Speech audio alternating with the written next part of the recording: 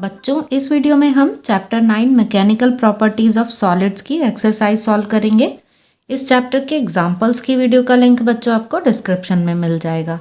तो अभी देखते हैं एक्सरसाइज का फर्स्ट क्वेश्चन। Question number 9.1।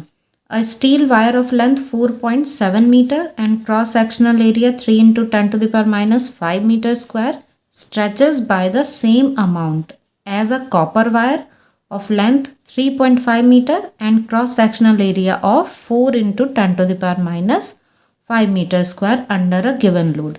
बच्चों, क्वेश्चन में हमें ये गिवन है कि एक गिवन लोड के अंडर एक स्टील वायर को स्ट्रेच किया गया और कॉपर वायर को स्ट्रेच किया गया। मींस एफ की वैल्यू दोनों के लिए हमें सेम दी हुई है।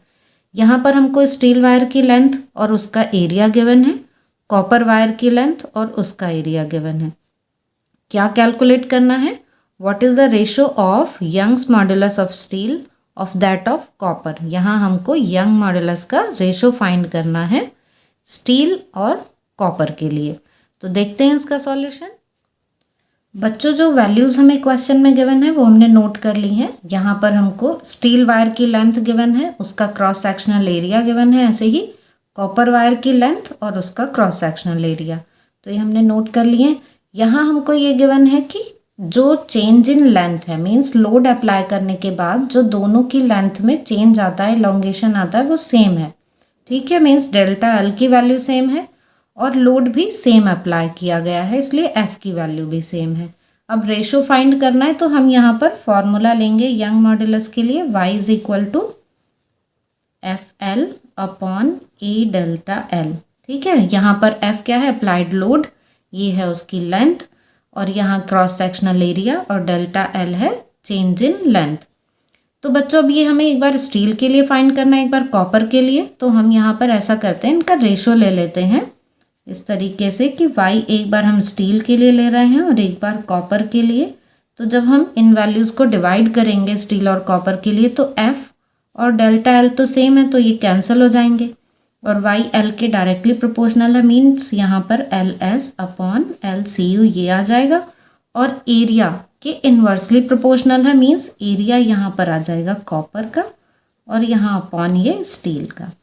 ठीक है, तो मीन्स हमने क्या किया है, यहाँ पर यही फॉर्मूला एक बार हमने स्टील के लिए लिखा, एक बार हमने कॉपर के लिए लिखा और डिवाइड कर दिया, तो हमें ये एक रिलेशन मिल जाता है। तो हम इसको डायरेक्ट ही लिख लेते हैं।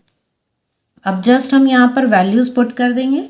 LS ये वैल्यू है हमारे पास 4.7 और इधर ये कॉपर के लिए है 3.5, और यहाँ पर ये कॉपर के लिए एरिया ऑफ क्रॉस सेक्शन कितना है? 4 × 10⁻⁵, और इधर ये 3 × 10⁻⁵, ये AS की वैल्यू हो गई।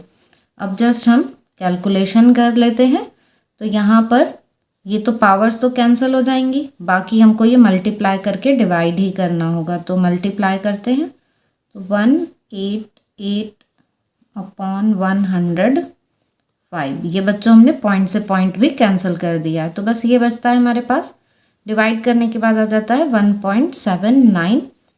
तो इस तरह से हम YS/YCU, ये इनके जो यंग मॉड्यूलस का रेशो है उसको हम 1.8 लिख सकते हैं। ठीक है ना, 1.79 है तो इसको हम 1.8 लिख ले रहे हैं, यही आंसर आ गया।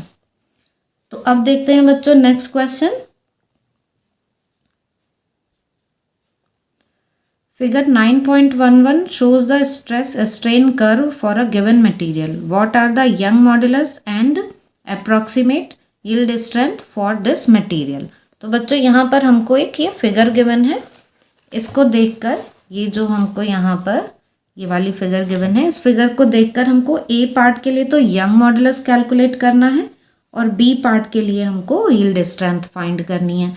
यहाँ हम देख सकते हैं कि ये स्ट्रेस स्ट्रेन ग्राफ हमको यहाँ पर दिया हुआ है। तो स्ट्रेट लाइन है ये, इनिशियली यहाँ से बैंड हो जाता है, मीन्स अब यहाँ पर इसकी प्लास्टिसिटी की प्रॉपर्टी आ जाती है। मीन्स अगर लोड हटा लिया जाए, लोड रिमूव कर लिया जाए, तो वायर अपनी पहले वाली ओरिजिनल जो डायमेंशंस है उनको रिगेन नहीं करेगा।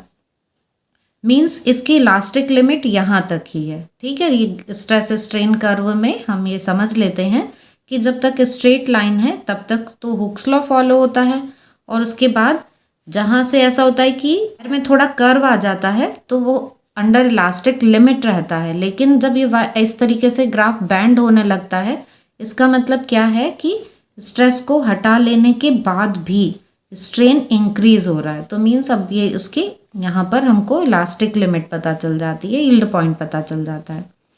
तो बच्चों यहाँ हम ग्राफ में देखें तो हुक्स लॉ फॉलो हो रहा है यहाँ तक, बिल्कुल यहाँ से ओ से लेके इस पॉइंट तक हुक्स लॉ फॉलो हो रहा है। तो हम यहाँ किसी भी स्ट्रेस की वैल्यू के लिए कॉरस्पॉन्डिंग स्ट्रेन की वैल्यू लेकर स्लोप फाइंड कर लेंगे, स्ट्रेस अपॉन स्ट्रेन, तो हमको यंग मॉडुलस मिल जाएगा। तो यहाँ सबसे इजी हमारे लिए क्या रहता है, यहाँ पर ये वाला पॉइंट जो है जहाँ पर स्ट्रेस है 150 और ये पावर साथ में लेंगे हम 150 इंटू 10⁻⁶, और इसके कॉरस्पॉन्डिंग ये स्ट्रेन की वैल्यू कितनी है 0.002। तो इन दोनों वैल्यूज़ की हेल्प से हम यहाँ पर यंग मॉडुलस फाइंड कर लेंगे, ठीक है। और इलास्टिक लिमिट की बात है, मीन्स यील्ड पॉइंट हमको चाहिए तो वो यहाँ पर इस पॉइंट पर आ जाएगा, और ये वैल्यू कितनी है 300। तो इसको नोट कर लेते हैं हम।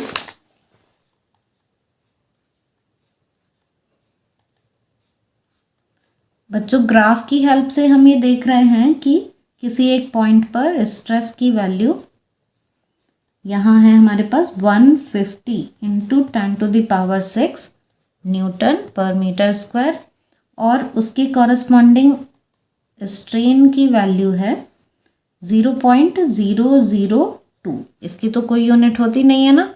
तो अब हमको यहाँ पर यंग मॉडुलस फाइंड करना है। तो यंग मॉडुलस क्या होता है, y is equal to stress upon strain. तो स्ट्रेस अपॉन स्ट्रेन ये फॉर्मूला हम ले लेते हैं, और यहाँ स्ट्रेस की वैल्यू है 150 इंटू 10⁻⁶, और यहाँ स्ट्रेन की वैल्यू है 0.002।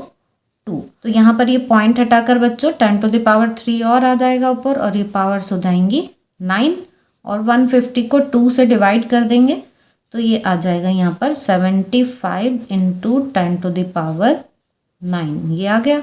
और इसको हम ऐसे लिख सकते हैं 7.5 इंटू 10⁻⁻। ये यंग मॉडुलस हो गया, और यूनिट क्या होती है इसकी, न्यूटन पर मीटर स्क्वायर। तो बच्चों ये ग्राफ से हमारे पास यंग मॉडुलस की वैल्यू आ गई। अब हमको इसमें यील्ड स्ट्रेंथ और फाइंड करनी है। तो ये तो ए पार्ट था, अब बी पार्ट देखते हैं।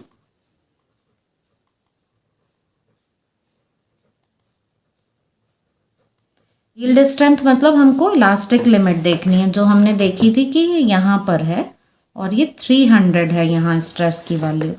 तो ये आ गया हमारे पास 300 इंटू 10⁻⁹ है ये, सॉरी 300 इंटू 10⁻⁶ न्यूटन पर मीटर स्क्वायर, और इसको भी हम ऐसे लिख देंगे 3 इंटू 10⁻, यहाँ पर 6 और ये 2 और ऐड हो जाएंगे तो यह आ जाएगा 8 न्यूटन पर metre square.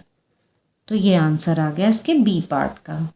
Question number 9.3, the stress strain graph for material A and B are shown in figure 9.12। बच्चों यहाँ फिगर में हमको दो मटेरियल्स ए और बी के लिए स्ट्रेस स्ट्रेन ग्राफ दिखाई दे रहे हैं, दोनों ही सेम स्केल पर ड्रॉ किए हुए हैं, ये भी गिवन है। तो अब इन ग्राफ्स को देखकर हमको पार्ट ए में बताना है which of the material has greater Young's modulus. Y की वैल्यू, यंग मॉडुलस की वैल्यू इन दोनों में से किस मटेरियल के लिए ज़्यादा होगी, ए के लिए या फिर बी के लिए। तो बच्चों हमको पता है कि स्ट्रेस स्ट्रेन कर्व की हेल्प से हम स्लोप देखकर पता कर सकते हैं कि यंग मॉडुलस की वैल्यू कितनी होगी। स्ट्रेस अपॉन स्ट्रेन मीन्स ये स्लोप, ये एंगल जो है, ये एंगल जिस ग्राफ में ज़्यादा होगा उसी मटेरियल का यंग मॉडुलस भी ज़्यादा होगा। तो यहाँ हम देख सकते हैं कि for material A slope of the graph is greater than slope of the graph for material B. तो इसलिए जो यंग मॉडुलस है वो फॉर मटेरियल ए ज़्यादा होगा इन कंपैरिजन टू बी। तो यहाँ पर ए पार्ट का आंसर क्या आ जाएगा, material A has the greater young modulus, ठीक है। बी पार्ट में बताना है हमें विच of the two is stronger material. Stronger material हमें कैसे पता चलेगा, जिसका ब्रेकिंग पॉइंट देर से आएगा, ठीक है ना।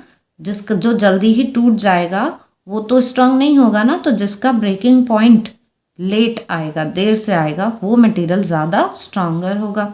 तो यहाँ ग्राफ को देख के हम ये पता कर सकते हैं कि यहाँ तक तो ये हुक्स लॉ फॉलो कर रहा है ये मटेरियल ए, और उसके बाद यहाँ से ये इलास्टिक लिमिट से होता हुआ फिर इसमें यहाँ हम देखते हैं कि इस पॉइंट पर ये ब्रेकिंग पॉइंट आ रहा है। यहाँ पर ये ब्रेकिंग पॉइंट जल्दी अकर हो जा रहा है, तो मटेरियल बी में ब्रेकिंग पॉइंट जल्दी अकर हो जा रहा है, मीन्स मटेरियल बी जो है वो जल्दी ही टूट जाता है।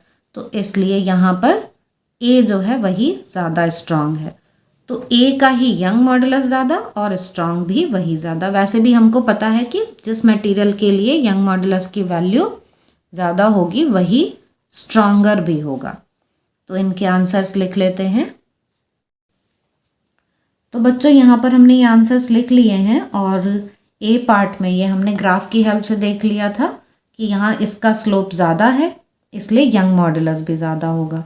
जब हम स्लोप देखते हैं बच्चों तो वो in the range of proportionality limit होना चाहिए, मतलब स्ट्रेट लाइन के लिए स्लोप देखा जाता है। तो ये जितना पोर्शन स्ट्रेट है मीन्स ये in the range of linear proportionality है।